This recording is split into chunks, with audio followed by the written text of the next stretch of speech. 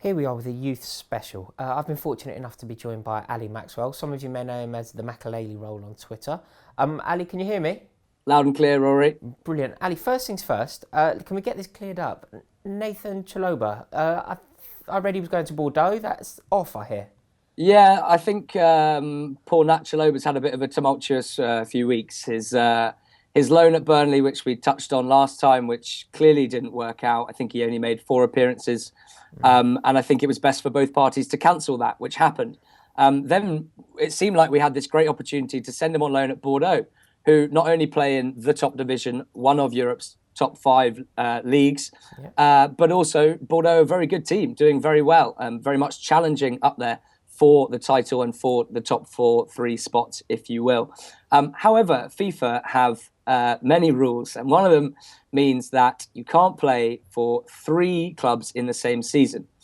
Now, the problem there is Chalobah played 1 under-21 game for Chelsea in August, and they are counting that as playing for Chelsea, the club, despite the fact that, you know, those games, as we know, are clearly not sort of competitive. This is ridiculous. They're just hindering his development. Why would they stand in his way here? Well, that's the problem, Rory, and I think that it would have been a really good move for him. And it would have been interesting. I like the idea of English players going on loan abroad and learning a little bit of something different, a different style of play. But it's not to be. Now, the FA don't have such a problem with this. They are allowing him to go on loan to Reading as an emergency loan. Reading, managed by Steve Clarke, Chelsea legend. They're in 18th place. So, you know, they need work cut out. Yeah, and we said last time, I said anyway, that I think he has served his time in the Championship. He's certainly been around the block there. Unfortunately, he is back there. Let's just hope, really, that Steve Clarke puts the confidence in him to get some good minutes. This is a shame because I was thinking Mikel has come under a lot of scrutiny lately in the first team. I don't necessarily agree with the criticism that he's faced, but if we, just for sort of playing devil's advocate, agree that he isn't quite up to standard on current form, Nat Chalobah would be a natural replacement for that position, wouldn't he? Or is there anyone else in the youth team who could fit in there? Well, no, you're absolutely right.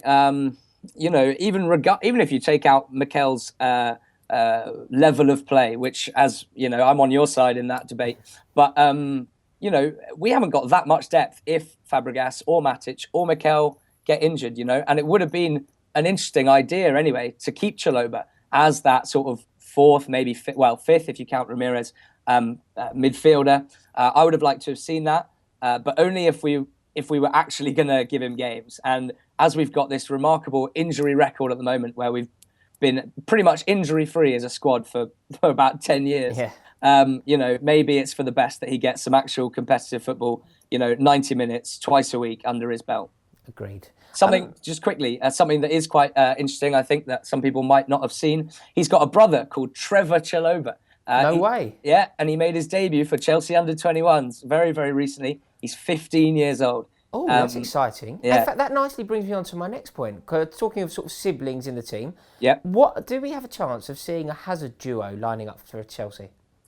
Well, obviously this has been in the press a little bit, and there's a lot of different parts to it. Firstly, Eden Hazard still hasn't signed his new contract. So, you know, we're thinking about that. Now, at the same time as we've been thinking about that, Gladbach, who have Thorgan Hazard on loan at the moment, have said that they'd like to keep him. Now, that either means selling him in the summer to them, or perhaps extending his contract and giving him another loan deal, which means we can, you know, he's still in our ranks and we can have him back in a couple of years. Right. Mourinho said he could see him being a potential Chelsea player, but it was all a little bit vague. And he also said himself, look, we have all these options. Now, from what I've seen of Thorgan Hazard, he is a similar player to Eden positionally. I'd like to make that clear. Right. Shame, because I was going to say sign him up now. I'm not saying for a second that he's the same. He's sort of the diet version, if you will. Right. You know, he's very happy coming in from the left, playing as a second striker. He doesn't have that same low centre of gravity that Eden Hazard has, which doesn't help. He's a very good set-piece taker. But I think we're getting a little bit ahead of ourselves because we love the idea of them playing in the same team. That would be just so great. He's not in Borussia Mönchengladbach's first team. He has started 4 games in the league. He's come on about 11, 12 times. He's been playing the Europa League games, playing the cup games, but he's not cracked their first 11 yet. Right. And I think, until he does that, he has been playing better in recent weeks, but until he's in the first team of Gladbach, there's no way we can talk about him being a potential Chelsea player. And he's 21 years old. It's not like he's 18. Right, okay. Well, so hopefully one for the future. I hope so, but I have to admit, I find it very hard to imagine him being in the Chelsea first team at any point. Okay, well, yeah, not music to my ears, but fingers crossed it turns. Sorry. How's my boy Dom Solanke doing? Your boy Dom Solanke's doing pretty well, mate. Hat-trick against Huddersfield a couple of weeks ago in the Youth Cup, which took him to... Loved it. Yeah, which took him to 20 goals this season. 20 goals by January. We might be looking at 35, 40 overall, which would be unreal. It's worth pointing out that he is 17 years old. He doesn't even turn 18 until September. So, I mean, the kid's born in 1997, which is just... no. Yeah, it's terrible. I can remember. I know exactly where I was then. That's well, appalling. exactly. But, I mean, he's had just the most amazing few months. He was the England Youth Player of the Year, voted by the FA, I think.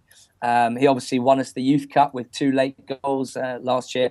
Then he went in the summer and became an under-17 European champion with England, joint scorer in that. He made his debut against Maribor right at the end of that game, a couple of months before Christmas. Yeah. And he's just, he's so far head and shoulders above the defenders that he's playing against. So if you watch highlights of him, he gets goals from anywhere. He's a brilliant penalty box poacher. Reminds me a bit of Diego Costa in that regard, in that even when there's a packed penalty box and the ball's bouncing around, for some reason, and I don't think it's coincidence, it tends to fall at his feet. And whether it's left foot or right foot, he's going to put that in. And it's just really exciting to watch. That's superb. What a wonderful year 97 could be for Chelsea. He was born and we won the FA Cup. And you know who else was born in 97? Jeremy Boga. Oh, how's he getting on? I like him. Monsieur Boga, who, we talk about Hazard. If we really want to bring through a winger or a 10 who might break into the Chelsea youth team, this is my man, rather than Thorgan Hazard. And I'm sorry, Eden, that I'm not really, all in on your brother. But Jeremy Boga, he's just turned 18. I think the viewers need to actually search him on YouTube, because there's just been a video put up of his 2014 highlight reel, and it's an absolute joke, honestly. Really? He's playing as a number 10 or he's floating out wide. It doesn't really matter to him. He tends to get the ball and he's routinely beating 3-4 men, dragging guys out of position all over the place, and then either setting up Solanke, who's getting on the end of the crosses, or he's got this amazingly powerful shot.